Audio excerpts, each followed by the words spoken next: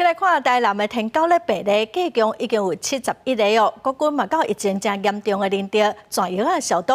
虽然市政府投入真侪资源在摒扫环境，也毋过最近过道拢会落雨，嘛互防治变甲较困难。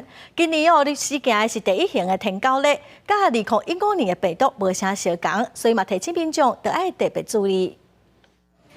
化学兵穿防护衣，2白透早来到台南天狗日疫情上严重的仁德成功里厝药啊消毒。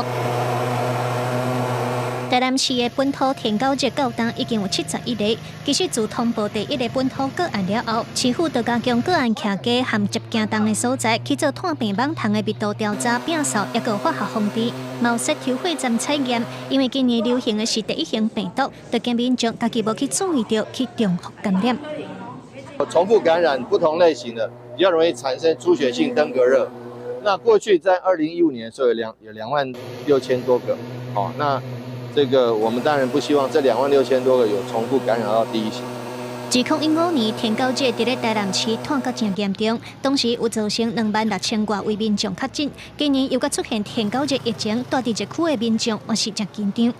对啊，我们要每天巡一下，在自己家里要，该到的要到，要巡一下，然后刷一刷，弄一弄，然后把疫情可以控制下来。